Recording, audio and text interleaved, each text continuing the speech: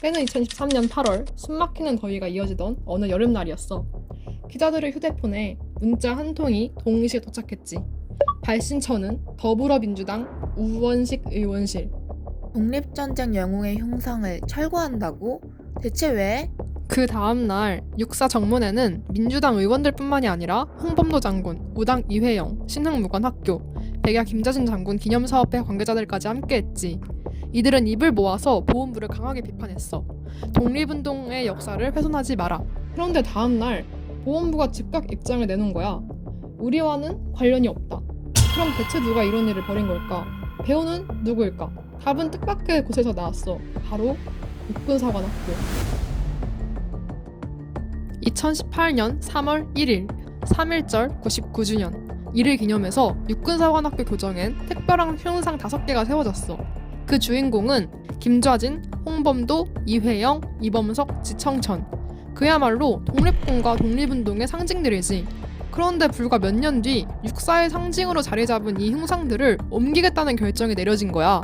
그냥 평범한 교내 정비 사업 아니야?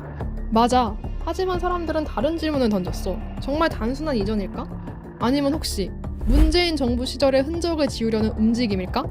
그런데 말이야, 이건 단순히 정권이 바뀌어서 벌어진 일이 아니야. 그보다 더 깊고 더 오래된 흐름이 있었지. 슈아, 질문 하나. 원래 한국 보수의 핵심 이념은 뭘까? 답은 간단해. 반공주의. 공산주의, 소련, 북한은 악이다. 그런데 1989년 베를린 장벽이 무너지고 동유럽 사회주의 국가들이 도미노처럼 쓰러졌어. 소련이 해체됐고 냉전 시대는 막을 내리게 돼. 반공주의라는 무기가 하루아침에 녹슨칼이 되어버린 거야. 그때 저 바다 건너에서 들려오는 이야기가 있었어. 바로 미국. 1981년 미국에서는 보수공화당 로널드 레이건이 압도적인 표차이로 당선돼. 영국에서 총리로 당선된 마거릿 대처도 역시 같은 말을 해. 이 흐름은 전 세계로 퍼졌어. 정리하면은 경제적 자유주의, 규제 완화, 민영화. 바로 뉴라이트. 새로운 우파의 원형이야. 한국의 뉴라이트는 이 서구의 사상을 들여와서 한국판으로 재조립한 거야. 기존의 올드라이트는 군사 독재, 권위주의, 경직된 반공을 내세웠지. 반면 뉴라이트는 달랐어. 자유주의, 공동체주의, 시장 경제론과 같은 서구의 철학을 입었지. 훨씬 더 세련되고 훨씬 더 유연해졌어. 어때? 정치에 관심 있는 사람들에게도 충분히 매력적이게 들릴 것 같지 않아? 그리고 이들의 혁신은 역사를 보는 방식에도 그대로 적용됐어. 첫째, 반복주의 사관. 북한은 이들에게 여전히 주적이야. 그리고 대한민국의 역사는 이런 악랄한 북한과의 투쟁에서 승리한 위대한 역사지. 둘째, 시장주의 사관. 대한민국이 이렇게 잘 살게 된 건 모두 시장 경제 덕분이야. 산업화와 경제 성장은 그야말로 자랑스러운 역사지. 그런데 여기서 짚고 넘어가야 할 게 있어. 이건 과연 온전한 역사일까? 반복주의 사관은 독재와 인권 탄압 같은 문제를 안보라는 이름으로 덮어버려. 시장주의 사관 역시 경제 성장의 이면에 있던 노동의 희생과 불평등은 지워버리지. 결국 남는 건 하나야. 성공한 역사만 남고 불편한 역사는 사라진다. 그게 바로 이 두 사관에서 나온 결론이지. 즉, 반공주의라는 낡은 칼을 버리고 서구 신자유주의라는 새 칼을 손에 쥔 거야. 그리고 그 칼을 가장 날카롭게 버린 사람, 이론적 뼈대를 세운 사람, 안병직. 자, 안병직. 그는 누구일까? 뉴라이트의 뿌리를 따라가게 되면 반드시 만나게 되는 사람이야. 그는 원래 좌파 경제학자였어. 하지만 1990년대 이후에 완전히 추구하는 입장이 바뀌어. 사회주의의 세기는 끝났다. 사회주의는 전망이 없다. 그래서 앞으로의 세계사는 저개발국의 믹스, 중에서 대표적인 국가가 한국이에요. 전부 공화국가가 앞으로 세계사를 끌고 간다. 그렇게 하기 위해서는 이념적으로 대한민국의 정통성을 살려야 돼. 그리고 여기서 등장하는 또 한 사람, 이영훈. 2006년 그는 이런 말을 해.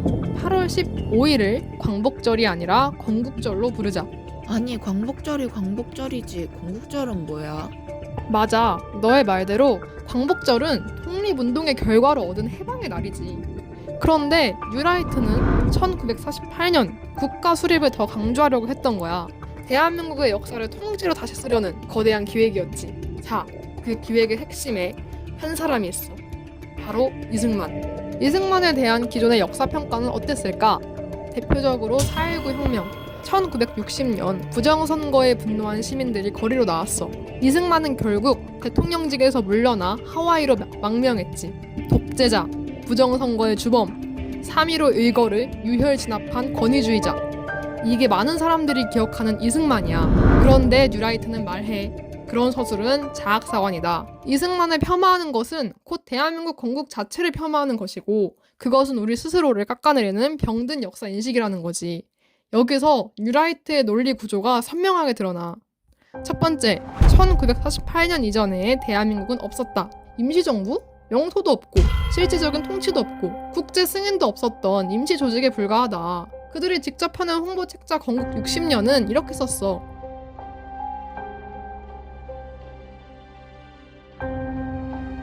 이후 이들의 논리는 아주 위험한 방향으로 흘러가. 1948년 이전엔 국가가 존재하지 않았다. 일제의 식민 통치는 합법적인 과정이었다. 그러니 식민 지배도 합법, 강제 동원도 합법적인 동원이었을 뿐. 말도 안 돼. 알겠어? 이게 바로 식민지 근대화론과 연계되는 지점이야. 친일 행위는 그저 그 시대를 살아간 선택이 되는 거야. 두 번째, 건국의 공로는 1948년 정부 수립에 참여한 사람들의 것이다. 건국 60년에서는 이렇게 주장해. 대한민국을 건국한 공로는 1948년 8월 정부 수립에 참여했던 인물들의 공으로 돌리는 것이 마땅하다. 이게 무슨 뜻일까?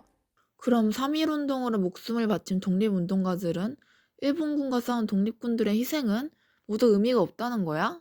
뉴라이트의 논리에선 그들은 건국의 주역이 아니야. 1948년 이전엔 나라가 없었으니까 건국의 주역은 정부 수립을 이끈 사람들이란 것이지. 그리고 그 중심에 이승만이 있는 거야. 자, 세 번째. 이승만에 대한 비판은 대한민국에 대한 부정이다. 즉, 건국의 아버지인 이승만을 비판하면 이는 대한민국의 건국을 부정하는 거야.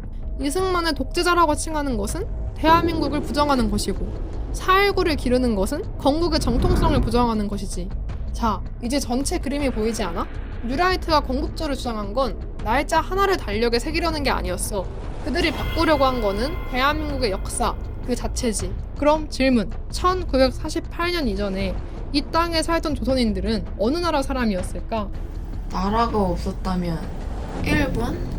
그래, 조선인은 일본 국적의 일본 국민이지. 그리고 일본이 조선을 병합한 건 합법적인 과정이었다면 강제 동원도, 강점도 합법적인 일이지. 이거 어디서 들어본 논리지 않아? 설마? 맞아, 식민지 근대화론. 뉴라이트의 건국절 주장은 식민지 근대화론과 정확히 맞물려 돌아가. 그런데 여기서 뉴라이트의 주장은 결정적인 모순에 빠져. 왜냐고? 그들이 건국절의 주인공으로 내세운 사람이 이승만이잖아. 이승만은 뭘 한 사람이야? 그가 내세운 가장 큰 업적이 뭐지? 어쨌든 독립운동가이시긴 하지.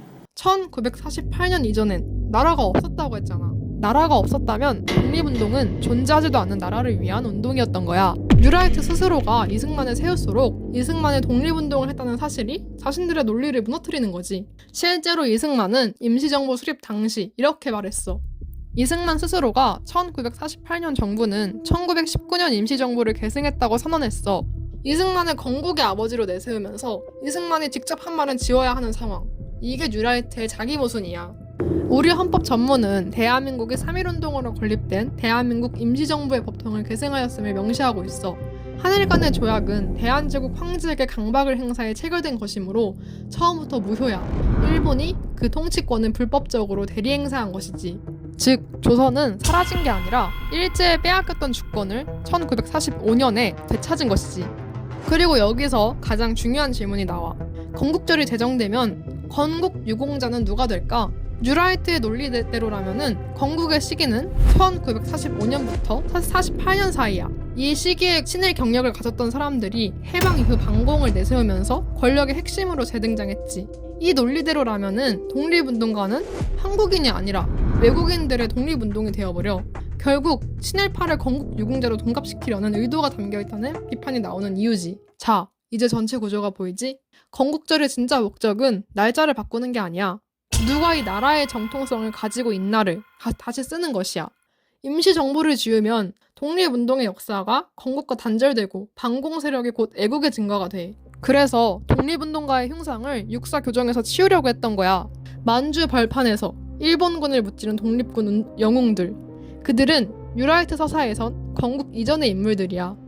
건국에 기여하지 않은 사람, 아니 더 나아가서 소련 공산당원 이력을 가진 오히려 의심받아야 할 사람이 되는 거지. 반면 이승만은 반공의 상징, 한미동맹의 설계자, 1948년 건국의 아버지. 이건 우연이 아니야. 기획이지. 자, 처음으로 돌아가 보자. 2023년 8월 기자들의 휴대폰에 문자가 날아들던 바로 그날. 그렇게 시작된 이야기가 여기까지 흘러왔어. 건국 이전의 역사를 지우려는 기획. 그 기획의 상징으로 5명의 흉상이 육사교정에서 사라지려고 했다고 했잖아. 지금 그 흉상들은 어디 있을까? 바로 육군사관학교 충무관 앞에. 원래 자리네. 5개의 흉상은 충무관 앞 원래 그 자리에 남게 됐어. 만주 벌판, 영하 30도의 추위, 봉오동 청산리. 그 뜨거웠던 기억은 흉상이 옮겨진다고 사라지지 않아. 자, 오늘의 이야기는 여기까지야.